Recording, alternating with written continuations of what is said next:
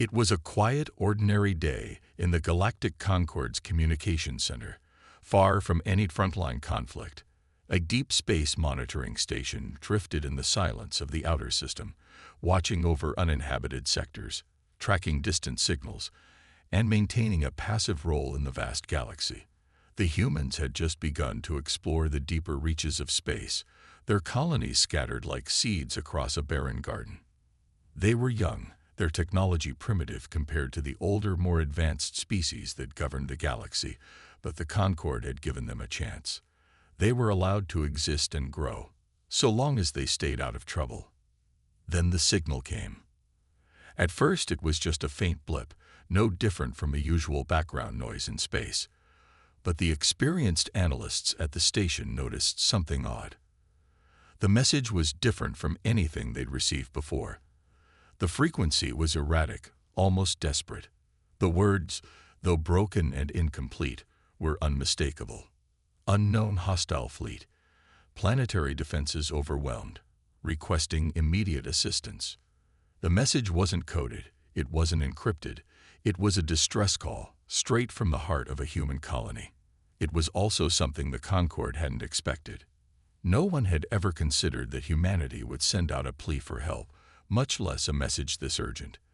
There had been rumors of growing tensions on the fringe worlds, but those were always dismissed as petty conflicts between human settlers and local species. Nothing significant, nothing that warranted action. But this was different. The message cut off abruptly, followed by static and a long silence. The analysts scrambled to decode what little data remained, tracing the source of the signal. The coordinates pointed to a human colony on the edge of known space. It was an old mining colony, barely defended, a place most of the galaxy had forgotten, a place the Concorde hadn't bothered to monitor closely. In fact, the colony had no military presence at all, just a handful of settlers and engineers who had made a meager living off a dying star system. There was no reason for a message like this to be coming from them. "I don't get it," said one of the technicians. "Humans, their colonies are nothing. Barely a fraction of the Concorde's power. Why would they be sending a call for help like this?" Another technician, his face pale, glanced at the screens in front of him. "It's not just a call for help. It's a warning." A cold silence fell over the room as the implications settled in. The message wasn't just a request for assistance. It was a sign of something far worse. A threat. The question now wasn't just what was happening at the colony, but who or what had attacked them, and why had it been bad enough to force the humans to send a distress call, something they had never done in the history of their brief existence in the galaxy. The Concorde was a vast organization, composed of dozens of species, each with its own culture, traditions, and methods of handling crisis. But there was one thing they all shared in common: their disregard for humanity. The humans were seen as weak, unpredictable, and too young to be taken seriously. They had barely mastered space travel and were seen as insignificant compared to the other species in the galaxy. But now, with this unexpected message, things were different. The Galactic Council had never been forced to consider the possibility that humanity might be capable of such dire circumstances. Were the humans facing something they couldn't handle on their own, or had they found a way to fight back? "Send a fleet," one of the senior officers barked. "Get eyes on the colony. If it's a false alarm, we'll handle it. But if it's real..." The station's crew scrambled to assemble a task force, but the doubt lingered in the air. How could a human colony, unprepared and isolated, be under threat from something serious? A part of them refused to believe it. And yet, the signal remained. The countdown for the fleet to be assembled was ticking. The silence of space was no longer calm. It was ominous. As the fleet began its journey toward the unknown, the technicians at the station could only wonder what they would find when they arrived. Would it be the remains of a failed human settlement, or would they face a threat unlike anything they had ever seen before? The future of the galaxy, for better or worse, was about to be shaped by a distress call that no one had expected. The journey to the human colony was just beginning, and no one, Not even the high-ranking officials at the Concord knew what the outcome would be. The only thing that was certain was that the game had changed. The Galactic Council was not a place known for hasty decisions. It was a vast network of officials, diplomats, and strategists, each representing one of the many species that called the galaxy home. When it came to crisis, the first response was always the same: debate. Plans were drawn, opinions were heard, and delays were common. The council had time for everything, but never for urgency. Now, though, things were different. The distress signal from the human colony had reached them. The message, urgent, unsettling, and impossible to ignore, had shaken even the most seasoned members of the council. This was not a typical call for help. This was something far worse. "We can't just send a fleet without knowing what we're dealing with," said one of the council members, his voice calm but firm. He was an elder from the Gurish Dominion, one of the most respected species in the galaxy, known for their military power and strategic prowess. He folded his arms, a sign of displeasure. "The humans are weak. They have no standing army." Another member, a Tsari representative, chimed in. "This could be some kind of trick. Maybe they're just overreacting to a minor skirmish or even a misunderstanding. Why risk our fleet for them?" A third voice, belonging to an Andarian diplomat, raised the stakes. "But what if it's true? What if they're facing something we cannot even comprehend? We all know the humans live on a dangerous world, the death world. They're survivors, yes, but they're not fighters on the level of the rest of us." A hushed silence followed. The mention of the human homeworld always stirred mixed feelings among the council. Earth was notorious for its harsh environment. The species that called it home had evolved under extreme conditions, capable of surviving what would kill most other beings in the galaxy. Yet, they were still seen as primitive, unpolished, far from the mighty civilizations that ruled the stars. "You all underestimate them," said a new voice, cutting through the room's tension. It was Commander Lyra, a seasoned officer of the Galactic Concord, known for her experience in crisis situations. She stood at the edge of the council chamber, her uniform crisp, and her expression unwavering. "The humans may not be a fully developed species like the Gurish or the Tsari, but they have something we do not: their will to survive." The other members of the council exchanged uneasy glances. Lyra was right. Humans were resilient. But could they really be facing a threat powerful enough to warrant this kind of response? The debate raged on for hours. Opinions were divided, and the voices grew louder. Some wanted to send a small reconnaissance team, just to see if the distress signal was a fluke. Others insisted on waiting for more evidence before taking any action. It was, as always, a political game, each member playing their part, trying to ensure their species' interests were prioritized. But all of them knew that the message had created an unsettling uncertainty in the air. Finally, a senior representative from the Tsari stood up. His long, sharp face gave away nothing of his emotions, but his eyes betrayed his concern. "We've heard nothing from the humans for a long time. Perhaps they found something we're not ready for, but sending help is a risk. If we make the wrong decision, we could lose much more than just a colony." Lyra spoke again, her voice measured but urgent. "If we do nothing, we risk allowing something to spiral out of control. And I assure you, the humans are capable of fighting back, but they can't do it alone. We can't afford to wait for more data. The time to act is now." The council was silent, the weight of Lyra's words sinking in. Despite their doubts, the reality was clear. The universe had changed. Something was happening on the human frontier, and whatever it wasn't going away. At last, the decision was made. The council would send a small fleet, just enough to assess the situation and provide assistance if needed. But even this cautious approach felt like an uncertain gamble. Was it enough? Would they be walking into a trap, or would they find a battle far beyond their expectations? The fleet would depart within hours, heading for the outer rim of human-controlled space. The council members stood, their minds filled with questions. They had made their choice. But in their hearts, each of them knew one thing. Whatever happened next, the galaxy would never be the same. Back on Earth, the humans waited. They had sent their call for help, and now the rest of the galaxy had to respond. But as the fleet made its way toward the distant colony, no one knew what awaited them. Would the humans' desperate plea be answered, or would they face a danger that even their strength could not overcome? The fleet moved silently through the dark expanse of space, the cold void stretching endlessly ahead. Each ship in the small task force had its orders: arrive at the human colony, assess the situation, and return with answers.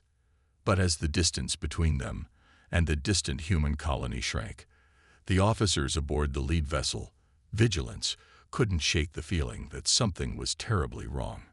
The planet they were headed to, known as Kesta IV, had always been considered an insignificant outpost, nothing more than a colony of miners and engineers barely scraping by. The colony had no real military presence, no defenses worth mentioning. It was the perfect place for those looking to escape the chaos of the more crowded and dangerous parts of the galaxy. But now this place, this lonely outpost, was sending out a distress signal that no one could ignore. Captain Rourke stood at the bridge of the Vigilance, staring out at the planet growing larger in the viewports. The planet looked normal, too normal. No signs of explosions or fires, no damage. It was as though nothing had ever happened here. Yet the message had been clear. A hostile fleet had attacked, and the colony's defenses had been overwhelmed. "Scan the planet again," Rourke ordered, his voice steady, but his eyes betraying a hint of uncertainty. The lead scientist, Dr. Kellen, nodded quickly and turned to his console. "We've already done a thorough scan, Captain," Dr. Kellen replied. "No signs of damage, no unusual readings. It's as though the planet is waiting." Rourke's eyes narrowed. "Waiting for what?" "Don't know, Captain," Kellen said, his voice tense. "But there's something strange about this." The rest of the crew exchanged glances. They, too, had noticed the odd silence. Normally, a distress signal would be followed by chaos. Communications full of frantic survivors, desperate cries for help. Yet there was nothing. Only static, broken words, and then silence. As they entered the planet's orbit, Rourke gave the order to land a small reconnaissance team. Their mission: investigate the colony and make contact with any survivors. But as they descended, the eerie silence grew louder. Not a single ship or shuttle was in sight. The ground was still, almost unnervingly so. No signs of life. The team landed outside the colony's main compound, their boots crunching against the dust. The buildings, once full of activity, now stood in silence. The air was thick with a strange tension, as though the world was holding its breath. Rourke led the team through the deserted streets, their footsteps echoing off the empty buildings. As they passed the communication tower, something caught Rourke's attention. An old message board flickered to life, revealing the last message sent by the colony's communications officer. It was brief and to the point. "We've been attacked. The fleet is too strong. We can't hold them off much longer. The humans are coming." The words struck Rourke like a punch in the gut. "The humans are coming," he whispered under his breath. What did that mean? And why hadn't the Concorde heard about this? His questions were interrupted by a soft noise, something faint but distinct. A rustling, as if from a corner of the compound. Rourke raised his hand, signaling for the team to halt. Everyone fell silent, straining to hear the sound again. The noise came closer, then stopped. Then, from behind a wall, a figure appeared.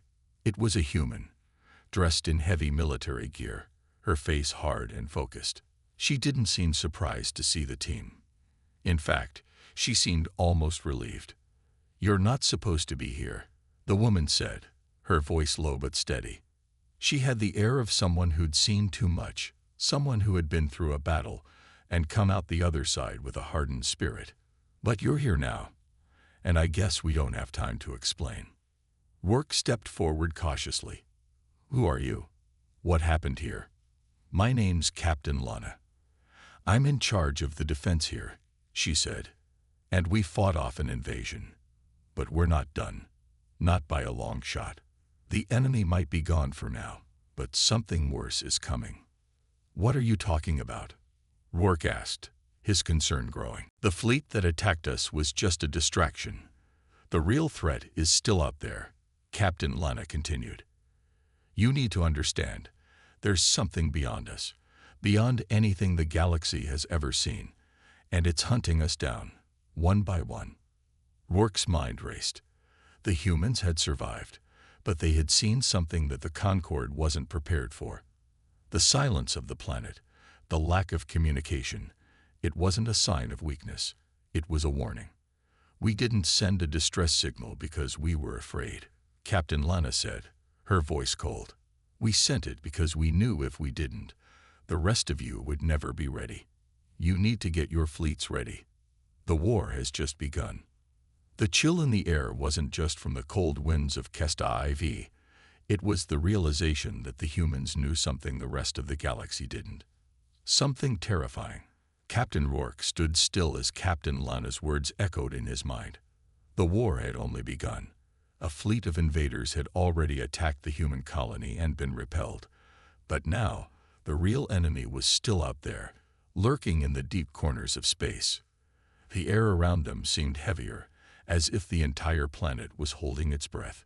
Rourke exchanged glances with his team, each of them unsure of what to do next. They had come to investigate, to gather information, but what they had found was far beyond anything they had prepared for.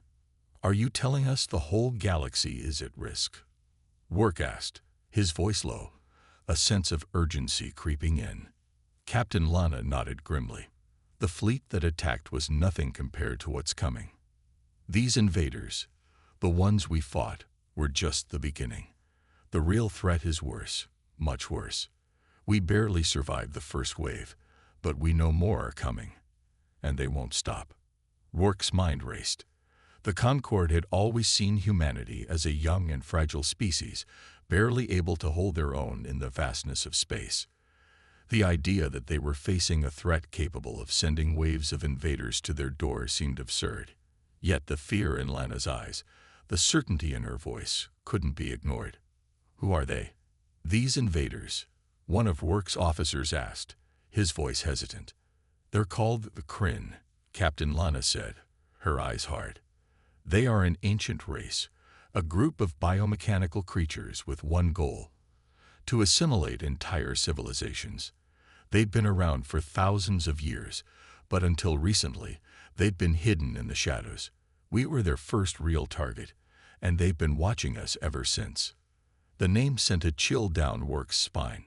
He had heard whispers of the Kryn, but those whispers were always dismissed as myths, stories shared around campfires or told by the oldest historians. No one had ever taken them seriously. The Kryn were supposed to be an ancient species, long extinct or gone into hiding. Now it seemed they were alive and more dangerous than anyone could have imagined. "So they've been here all this time, watching humanity?" Rourke asked, trying to understand the magnitude of the situation. "They've been waiting," Lana said. "They've studied humanity, learned about our world, our defenses. They know how we fight, and they know that if they don't act soon, we might become a real threat to them. That's why they attacked us. They were testing us, seeing how strong we were, and they were impressed." The realization hit Rourke like a blow. The Kryn hadn't come to destroy humanity.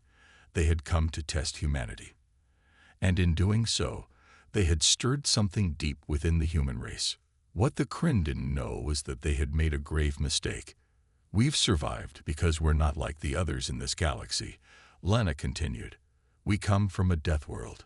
We're born survivors. It's in our blood. And when they attacked, we fought back with everything we had. The Kryn weren't ready for that. They thought we were weak, but we're not." Rourke nodded slowly. He had seen the determination in the eyes of every human soldier he had met on the colony. They weren't just fighting to survive. They were fighting for something bigger. For their homes, for their people, for their place in the galaxy. And now, It seemed that the entire galaxy would have to understand that humanity was no longer the weak species it once was. They had earned their place in the stars, and they would fight to keep it. So what happens now? Rourke asked. We can't just wait for them to come again. We need to act. We need to prepare. Lana turned to him, her face set in a determined expression. That's why we're here. We've been fighting alone, but we can't do it anymore. The Kryn won't stop until they have all of us, and if they get us, they'll move on to the rest of the galaxy. We need your fleet. We need the Concord to stand with us. Rourke's eyes narrowed as he took in the gravity of her words. The galaxy was not ready for the Kryn, but humanity had faced them and survived. Now, they were asking for help, not out of weakness, but out of strength. Humanity had proven they could fight. Now it was time for the rest of the galaxy to join the battle. We'll help, Rourke said, his voice steady. The Concord will send more ships, more resources. We'll stand with you, but you'll need to train us. Teach us everything you know about fighting the Kryn. Lana's eyes softened for a moment, and she nodded. We'll teach you, but you need to be ready. The Kryn are coming. And when they arrive, it won't just be a battle for one colony. It will be a battle for the entire galaxy. Rourke knew that the stakes had never been higher. This wasn't just about saving the human colony. It was about saving the entire galaxy. The Kryn were a threat unlike anything the galaxy had ever faced. And now, humanity had become the first line of defense.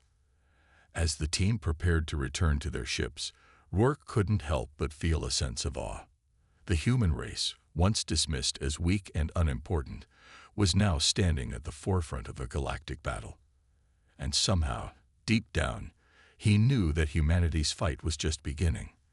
The news spread quickly across the galaxy. The humans were no longer just survivors. They had fought back an attack by the Kryn, an ancient and deadly race, and now they were preparing for the next phase of the battle, one that would decide not just their fate, but the fate of everyone in the galaxy. Captain Rourke returned to his ship, the Vigilance, and sat in his quarters, staring at the view of the stars. The galaxy was vast, filled with countless worlds, but all of them now shared a single truth. They were under threat. No species, no matter how powerful, could ignore the Kryn. They had attacked humanity, and their warships were waiting, ready to strike again. Rourke had seen humanity's resolve firsthand. He had witnessed the strength in their eyes, the unyielding spirit of their soldiers. The Kryn might have underestimated them before, but the humans had proven their strength. Now, it was time for the galaxy to stand with them. But the decision was not easy. The Galactic Council, despite the urgency of the situation, still had to be convinced. The fear of the unknown, the reluctance to risk fleets in an unfamiliar conflict, it all weighed heavily on the decision-making process. It wasn't enough to send a few ships to fight the Kryn. To truly stand a chance, the entire galaxy would have to unite. Rourke stood before the council of high-ranking military officers aboard the Vigilance, each one watching him with a mixture of curiosity and skepticism. Among them was Admiral Yara, the seasoned commander of the Gurish fleet, her sharp eyes scanning Rourke's every move. The Gurish had always been one of the most powerful species in the galaxy, and their military strength was unmatched. But even they had their doubts about this new threat. "Tell us, Captain Rourke," Admiral Yara said, her voice steady but pointed. "Why should we risk everything for a species we've barely known? The humans have proven their strength, but they've also shown that they can be overwhelmed. We've fought wars before. We know how dangerous the Kryn can be, but they've never attacked in such numbers." Rourke met her gaze, his expression unwavering. "Because if we don't stand together, the Kryn will destroy everything. They won't stop at humanity. They will keep moving, conquering, assimilating, until there's nothing left. We're the first line of defense, but we won't stand alone.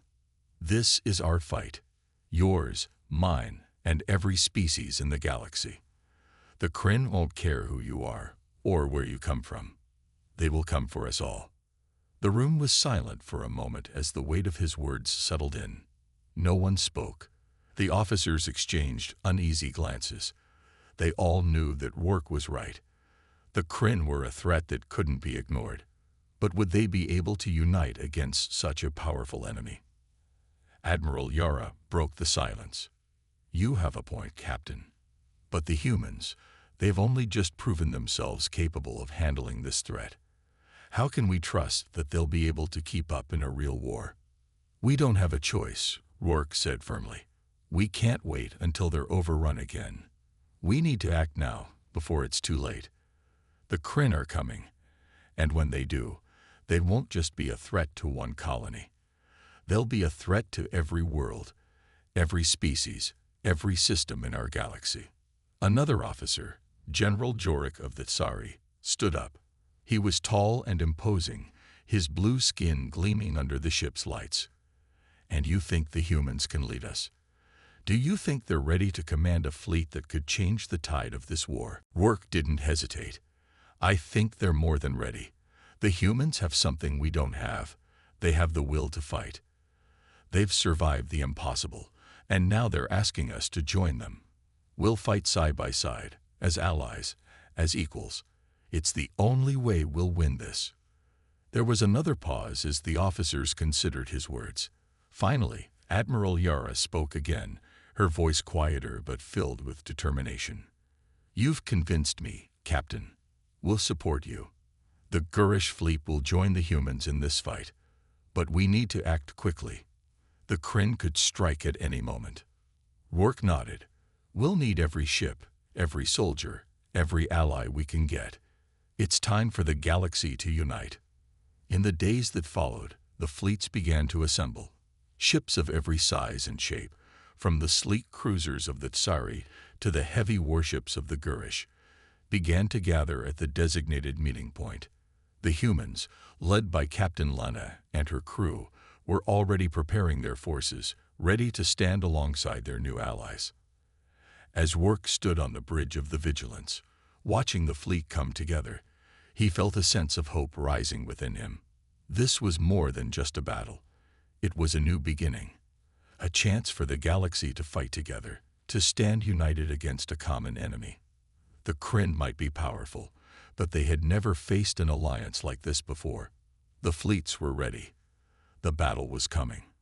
And for the first time, Rourke believed that they had a real chance to win. The fleets were assembled. Ships of all sizes and designs, from every corner of the galaxy, now drifted together in a vast formation, hovering in the cold emptiness of space.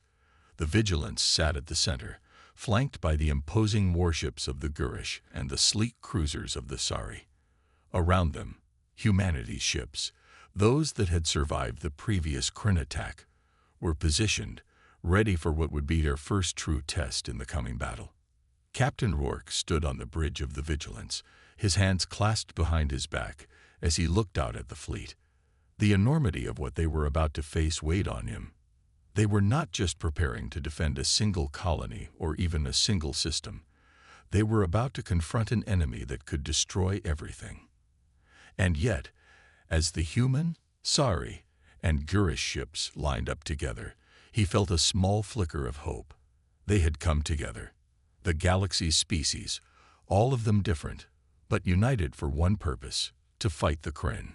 Captain Lana, now standing beside him, shared the same heavy expression. "We've never faced a fight like this before," she said quietly, almost as if speaking to herself. "The Kryn are ruthless, and their tactics are unlike anything we've seen. It's not just about firepower. It's about outthinking them, staying one step ahead." Rourke nodded. "We have the advantage of surprise. They won't expect such a diverse fleet. But we still need a plan, a solid one. We can't just throw ourselves into the fire." Lana turned to him, her face serious. "We need to strike first. We can't wait for them to come to us. We've learned from the last attack. The Kryn's weakness is their overconfidence. They think they can conquer at will, but they're vulnerable if you know where to hit them." Rourke looked at the holographic map in front of them, which displayed the sector where the Kryn fleet was believed to be gathering. The information was scant, gathered from surviving scouts and intercepted communications, but it was enough to paint a grim picture. The Kryn were preparing for a full-scale assault on the entire galaxy, and their first target was the heart of the human colonies. "Every ship in this fleet has a role," Rourke said, his voice steady. "The Kurish will take the lead. Their firepower will give us the edge we need to break through. The Tsari will provide support, using their advanced technology to disrupt the Kryn's communications and navigation. And the humans will handle the surprise attack. Quick, precise, and unrelenting." Lana raised an eyebrow. "You think the humans can pull it off?" Rourke met her gaze. "I know they can. They've already done the impossible. It's time for the rest of the galaxy to see what humanity is capable of." With the plan set, the fleet began its journey toward the Kryn's estimated location. As the ships left the safety of their hidden formation and entered the vast expanse of space, the tension was palpable. Rourke could feel it. Every officer, every soldier aboard the fleet was aware that this might be their only chance. There would be no second chance if they failed. The journey to the enemy's location took several hours, and during that time, the crews of the ships worked tirelessly. Weapons systems were checked and rechecked. The fleet's coordination was tested and refined. Each species brought its strengths to the table, working together in ways they had never imagined. The Kurish, with their battle-hardened discipline, helped sharpen the human strategies. The Tsari, with their advanced tech, shared valuable insights on how to disrupt Kryn communications. As they approached the Kryn's position, the feeling of impending battle grew stronger. The stars grew dimmer as they entered the outer edge of the sector. Everyone was ready, but the question remained: would their combined strength be enough? "Here we are," Captain Lana said, her voice steady despite the tension. "We'll need to move fast. The Kryn are known for their ability to regroup and adapt. Once we hit them, we need to keep up the pressure. No letting up." Rourke nodded, his focus unshakable. "We'll strike hard and fast. No room for mistakes. We'll break them before they have a chance to react." The fleet moved closer, the first distant signals of the Kryn ships starting to appear on the scanners. It was only a small group at first, but Rourke knew that this was only the beginning. The full force of the Kryn fleet would soon emerge, and when they did, they would be an overwhelming force. As the fleet positioned itself, ready to engage, Rourke felt a mixture of determination and anxiety. This was a moment that would determine the future of the galaxy. The Kryn were a terrifying force, but humanity and its allies had something that the Kryn didn't: unity. They had joined forces, putting aside their differences, for the first time in history, to fight a common enemy. "This is it," Rourke said to Lana, his voice firm. "We fight together. We win together." Lana nodded, her eyes hard with resolve. "Let's show them what happens when the galaxy stands united." And with that, the first shot was fired. The battle had begun. The battle was chaos. It erupted across the cold expanse of space, a violent clash between the combined fleets of humanity, the Kurish, and the Tsari against the invading Kryn. The stars flickered like distant beacons as the warships unleashed their fury, each side maneuvering through the vastness of space with deadly precision. Captain Rourke stood at the helm of the Vigilance, his eyes locked onto the battlefield unfolding before him. The space around them was filled with explosions and flashes of light, the clash of weapons, and the hum of energy shields crackling against enemy fire. The Kryn fleet was massive, a terrifying display of power, but Rourke had seen the strength of his own forces. Humanity was no longer the weak species they had once been thought to be. They had proven themselves already, and now they had to prove it again. "Captain, incoming." The voice of his communications officer broke through the tension. "The Kryn are deploying their flagship." Rourke's eyes narrowed. The Kryn flagship was the heart of their fleet, a massive ship designed to strike fear into anyone who saw it. It was heavily armored, bristling with weapons that could wipe out entire fleets in seconds. If they were to stand a chance, they had to disable it. And quickly. "Prepare all weapons," Rourke ordered, his voice sharp. "Target the flagship. All ships, follow my lead." The Vigilance surged forward, its engines roaring to life as it joined the wave of Allied ships charging toward the Kryn flagship.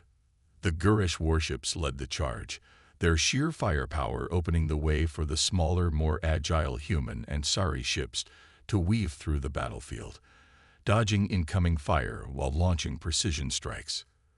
The first wave of fire from the Vigilance hit the Kryn flagship's shields with a deafening roar, but the massive ship absorbed the blows without faltering. It was clear that this would not be an easy fight. The Kryn were ready, their tactics honed from centuries of war. But Rourke wasn't backing down. He knew that humanity's strength wasn't just in their technology or their ships. It was in their will to fight. They had been tested in ways no one had expected, and they had come through stronger each time. Today, they would show the galaxy what humanity was capable of. "Focus fire on their weapon systems," Rourke commanded. "We need to disable their ability to retaliate." The fleet adjusted its tactics, with each ship now targeting the Kryn's weapons arrays, hoping to cripple their ability to fight back. The Gurish unleashed a barrage of missile strikes, while the Sari ships used their advanced tech to send waves of electromagnetic pulses toward the flagship, scrambling its communications and sensors. For a moment, it seemed like they had the upper hand. The Kryn flagship slowed, its shields flickering as its weapons went offline. The momentary weakness was all the Allied fleet needed. The Vigilance surged forward once more, its weapons unleashing a barrage of energy blasts that slammed into the enemy ship's exposed hull. Rourke felt the ship rock as the Vigilance's weapons struck home. The Kryn flagship shuddered, its engines flaring as it tried to regain control. This was the moment. The Kryn flagship, the heart of their fleet, was on the verge of collapse. But just as victory seemed within reach, the Kryn launched their counterattack. Dozens of smaller ships, previously hiding in the shadows, emerged from the depths of space, surrounding the Allied fleet in a vicious pincer maneuver. The battle, which had seemed to be turning in their favor, was now in danger of becoming a massacre. "Captain, we need to pull back," a voice shouted over the intercom. "We're surrounded." Rourke's mind raced. The battle was slipping away from them, but retreat wasn't an option. They had come too far, fought too hard to let this slip through their fingers. His eyes flicked to the holographic map of the battlefield, and then to Lana, standing beside him. "We hold the line," Rourke said firmly. "We cannot give up now. We push forward, and we finish this." Lana nodded, her face set in determination. "For humanity, for the galaxy," she whispered, more to herself than anyone else. With a roar of engines, the Vigilance surged forward once more, leading the charge. The ships of the Alliance followed, rallying behind Rourke's bold move. They had one chance to end this, and they would take it. The battle raged on, but the tide had begun to turn. The Kryn flagship, crippled from their earlier attacks, was now vulnerable. Rourke's fleet focused their fire once more, pouring everything they had into the heart of the massive ship. It wasn't long before a final, deafening explosion ripped through the Kryn flagship, sending shockwaves through the surrounding ships. The enemy fleet faltered, and with their flagship destroyed, the remaining Kryn ships began to retreat. It was over. The battle for the galaxy had been won. Rourke let out a breath he didn't know he had been holding. The magnitude of what they had accomplished was slowly sinking in. The Kryn had been defeated, but it had been a victory bought with sacrifice and determination. As the battle subsided, the Allied ships regrouped, their crews exhausted but triumphant. Humanity had fought alongside the galaxy's strongest species, and together they had overcome the impossible. The galaxy was safe, for now. But Rourke knew this was just the beginning.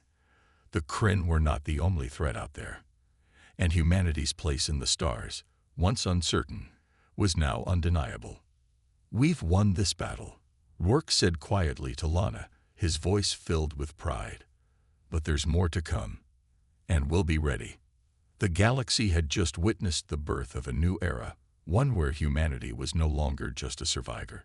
They were a force to be reckoned with.